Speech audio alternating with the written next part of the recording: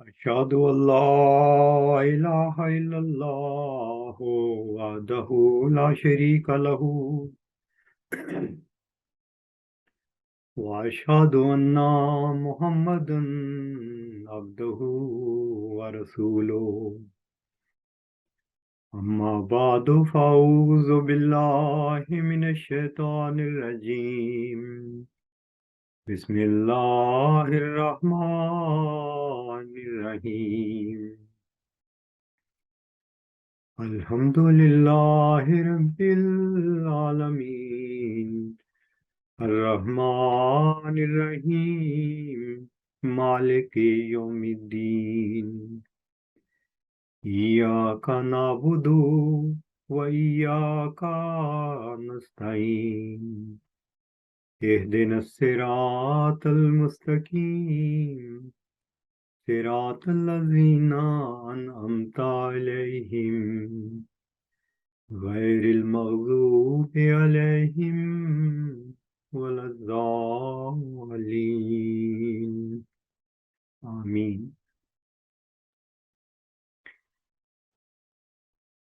گزشتہ چند خطبات میں میں حضرت عبدالغفار جمبا صاحب کے پہلے خط کا جو آپ نے اس وقت کے جماعت احمدیہ کے سربراہ مرزا طاہر احمد صاحب کے نام لکھا تھا، اس پر کچھ تبصرہ جات کر رہا تھا۔ آج اسی خطوط پر، جو خطوط سے مراد ایک خط جو جمبا صاحب کی جانب سے لکھا گیا اور وہ جواب جو مرزا طاہر احمد صاحب کی جانب سے آیا، ان کا ایک مجموعی نتیجہ آپ کے سامنے رکھنے کی کوشش کروں گا۔ ان خطوط کے پردے میں اللہ تعالیٰ کی ہستی جو نہاں در نہاں ہے، وراء الورا ہے، اس کا چہرہ ظاہر ہوتا ہے۔ اس کی سنت جو تخلیق کے پردے میں جاری ہے، وہ اس کے پوشیدہ چہرے کو بے نقاب کرتی ہے، اس کے چہرے سے نقاب اتارتی ہے، اور وہ حسین خالق اپنے چہرے کو ظاہر کرتا ہے۔ دنیا میں جاننے کے، علم حاصل کرنے کے دو ہی ذرائع ہیں، ایک اکتسابی جو ہم اپنی کوششوں سے حاصل کرتے ہیں، اور ساری دنیا میں انسان اسی ذریعے پر، اسی کوشش سے اپنے علوم میں اضافہ کرتا آیا ہے، کر رہا ہے اور کرتا رہے گا۔ انہی علوم میں یا انہی ذرائع میں سے دوسرا ذریعہ وہ ہے وہبی علم، اور اس کے بارے میں مختصر یہ کہا جا سکتا ہے کہ وہ علم جو اللہ تعالی غیب سے بغیر کسی انسانی کوشش کے اپنے فضل سے عطا کر دیتا ہے۔ یہ وہبی علم ہمیں الہامی کتب کی صورت میں ملا ہے۔ قرآن ہمارے سامنے ہے، اور آج سے 100 سال کے قریب حضرت مرزا غلام احمد قادیانی علیہ السلام پر اللہ تعالیٰ نے بہت سا وہبی علم اپنے فضل سے عطا کیا۔ ان سارے علوم کا ماحصل یہ ہے کہ ہم اس خالق تک پہنچ جائیں جو ہمارا پیدا کرنے والا ہے، جس نے غیب سے یہ خبریں دی تھیں اور جو اپنے وقت پر پوری ہوئیں۔ ان خبروں کا اپنے وقت پر پورا ہونا اس شخص کی صداقت کا نشان ہوتا ہے، اور اس شخص کے پیچھے جو ایک فضل کرنے والی ہستی ہے، ہمارا خالق، اس کے چہرے کا پتہ چلتا ہے۔ وہ ہستی بے نقاب ہوتی ہے، اس کا ہمیں ادراک ہوتا ہے۔ اب میں لوٹ کر اپنی اصل موضوع کی طرف آتا ہوں کہ جمبا صاحب کو اللہ تعالیٰ نے 10 دسمبر 1983 کو ان امور کی خبر دی تھی وہبی طور پر جو پوشیدہ تھے اور دنیا میں یا جماعت کے اندر جن کی وجہ سے فساد پیدا ہو چکا تھا۔ اور اب دو پہلو اس کے ہم دیکھتے ہیں۔ 1983 سے لے کر 2 اپریل 1993 تک مرزا طاہر احمد صاحب کی زندگی میں قریباً ان کے خلیفہ بننے کے بعد اور ان کو خط ملنے تک ہمیں ایک پہلو عجیب نظر آتا ہے۔ وہ پہلو یہ نظر آتا ہے کہ اللہ تعالیٰ نے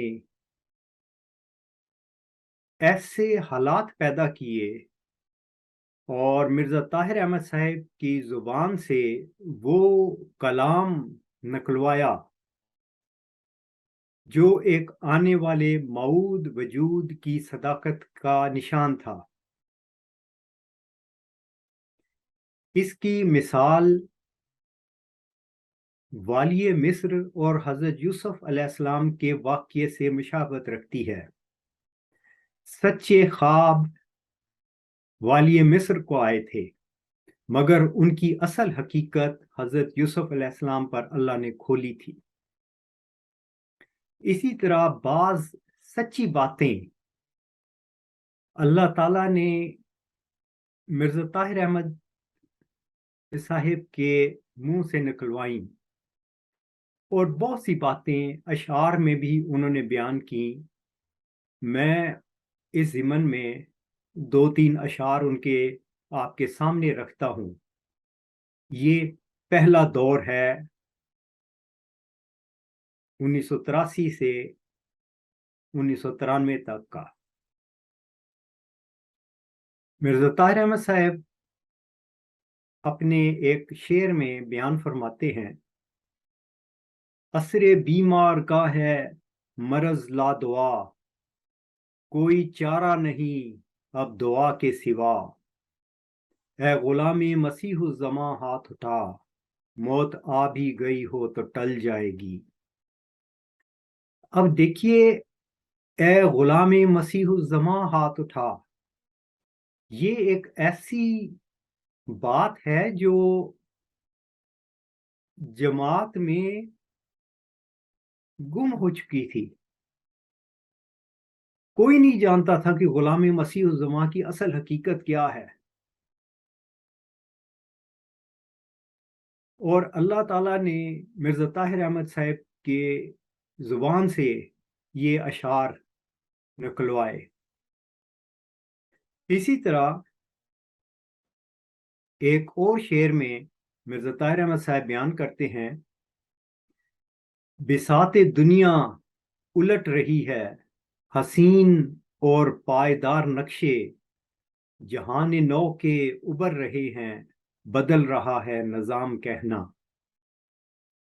یہ غور کرنے والے اس پہ غور کر کے دیکھ لیں کہ وہ کیا کہہ رہے ہیں. وہ یہ کہہ رہے ہیں کہ دنیا کا نظام بدل رہا ہے، ہر چیز بدل رہی ہے. پھر اسی نظم میں ایک اور شعر ہے، کلید فتح و ظفر تھمائی تمہیں خدا نے اب آسماں پر، نشان فتح و ظفر ہے لکھا گیا تمہارے ہی نام کہنا. یہ کلید فتح و ظفر 20 فروری 1886 کی وہ پیشگوئی ہے کہ فتح اور ظفر کی کلید تجھے دی جاتی ہے. یعنی وہ ذکی غلام فتح اور ظفر کی کلید ہے. یہ اللہ تعالیٰ کا کلام تھا جو حضرت مرزا غلام احمد قادیانی علیہ السلام پر نازل ہوا تھا. اور اس میں یہ چیز یاد رکھنی چاہیے کہ اسی الہام کی آخری عبارت یہ ہے، وَقَانَ أَمْرًا مَقْضِيًّا، کہ یعنی یہ وہ تقدیر ہے اللہ تعالیٰ کی جس میں کوئی تبدیلی نہیں آئے گی. فتح و ظفر کی کلید بھی اسی تقدیر مبرم کا ایک حصہ ہے. اب یہ وہ دور ہے جو 1983 سے 1993 تک کے معاملات ہیں. تو ایک طرف خدا تعالیٰ نے جماعت کے سربراہ کی زبان سے پہلے تصدیق کروائی ایک آنے والے وجود کی. پھر اب میں دوسرے دور کی طرف آتا ہوں. خدا تعالیٰ نے اسی سربراہ کے ذریعے سے وہ باتیں ان کے منہ سے نکلوائیں جو اسی پیشگوئی کا ایک اور حصہ تھی. وہ پیشگوئی کیا تھی؟ انہیں وہ جو خدا اور اس کے رسول کو انکار اور تکذیب کی نگاہ سے دیکھتے ہیں، ایک کھلی نشانی ملے اور مجرموں کی راہ ظاہر ہو جائے. جس مبارک وجود پر یہ کلام اترا تھا، یعنی حضرت مرزا غلام احمد قادیانی علیہ السلام، وہ خود اس کے بارے میں وضاحت سے لکھتے ہیں کہ خدا اور اس کے رسول کو انکار اور تکذیب کی نگاہ سے دیکھنے والے وہ لوگ ہیں جو اس چیز کا انکار کرتے ہیں کہ اللہ تعالیٰ ہر صدی کے سر پر مجدد بھیجتا ہے. اور یہ وعدہ اللہ تعالیٰ نے رسول کریم صلی اللہ علیہ وآلہ وسلم سے کیا تھا کہ ان اللہ یبعث لہذہ الامت علی راس کل مئۃ سنۃ من یجدد لہا دینہا. تو 20 فروری 1886 کی پیش گوئی میں ایسے مجرموں کا ذکر تھا کہ جو تجدید کا انکار کریں گے. اب ہم دیکھتے ہیں کہ 2 اپریل 1993 کو مرزا طاہر احمد صاحب کو خط لکھا گیا. 8 جون 1993 کو انہوں نے جواب دیا اور بے دلیل جواب دیا. صرف ایک نظر آتا ہے کہ ایک طاقتور صاحب اقتدار شخص نے اپنی طاقت کے بل بوتے پر الزامات لگانے شروع کر دیے جن کی کوئی دلیل نہیں ملتی. پھر ہم دیکھتے ہیں کہ اگست 1993 میں 20 فروری 1886 کو نازل ہونے والا وہ کلام، وہ تقدیر مبرم، وہ ظاہر ہوئی جب مرزا طاہر احمد صاحب نے خطبہ جمعہ میں سٹیج پر کھڑے ہو کر، ممبر رسول پر کھڑے ہو کر کہا کہ خدا کی قسم تم قیامت تک کسی مجدد کا منہ نہیں دیکھو گے. یہ وہ جملہ تھا جو صاف بتا رہا ہے کہ میں ہی وہ مجرم ہوں جو اس زمانہ میں خدا اور اس کے رسول کا انکار کر رہا ہوں. میں کسی تجدید کو نہیں مانتا. تو پیش گوئی بڑی شان سے پوری ہوئی. اگر آج کوئی شخص تحقیق کر کے جاننا چاہے کہ خدا کس طرح اپنا چہرہ دکھلاتا ہے تو ان باتوں پر غور کر کے دیکھ لے.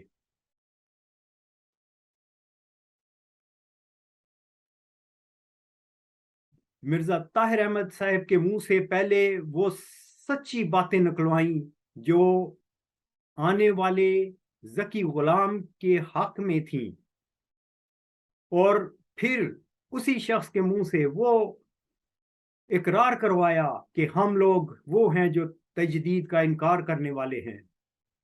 اور اس طرح خدا نے تغیرات کے آئینے میں اپنا چہرہ دکھلا دیا. یہ ہے ہمارا وہ زندہ خدا جو جب وہ کہتا ہے کہ وَقَانَ أَمْرًا مَقْضِيًّا، کہ یہ وہ باتیں ہیں جن کا قطعی طور پر فیصلہ کر دیا گیا ہے، تو ہم نے جماعت کے اندر یہ چیزیں، یہ واقعات رونما ہوتے دیکھے، اور ہمیں صاف طور پر نظر آتا ہے کہ کون مجرم ہے اور کون حق پر ہے. خدا اپنے وعدوں کا سچا ہے. اس نے وہ سب کچھ کر دکھایا جس کا اس نے وعدہ اپنے پیارے اور برگزیدہ بندے پر کیا تھا، یعنی حضرت مرزا غلام احمد قادیانی علیہ السلام پر. آج اگر کوئی مجھ سے پوچھے کہ خدا کی ہستی کی کیا دلیل ہے، تو یہ کھلی کھلی دلیل ہے جو ہمیں بڑے ثبوتوں کے ساتھ ہمارے سامنے ہے. ہم سب کو اسی خدا کو ڈھونڈنا چاہیے، اس کا عرفان حاصل کرنا چاہیے، اس کا ادراک حاصل کرنا چاہیے، جو تغیرات کے آئینے میں اپنا چہرہ دکھلاتا ہے. یہی وہ خدا ہے جس کے جاننے کے لیے ہم پیدا کیے گئے ہیں، اور اسی کی طرف ہمیں لوٹ کر جانا ہے. تو اسی کی چہرے کو، اسی کو جاننے کے لیے، اسی کا علم حاصل کرنے کے لیے ہمیں کوشش کرنی چاہیے. اور جو بھی اس راہ میں رکاوٹ بنتا ہے اس کو ہمیں چھوڑ دینا چاہیے، خواہ وہ چیز ہمیں کتنی ہی محبوب کیوں نہ ہو. اللہ تعالی ہم سب کو اس حقیقت کو، یعنی جو آخری حقیقت ہے، جاننے کی توفیق عطا فرمائے. آمین. وآخر الدعوانا ان الحمد للہ رب العالمین.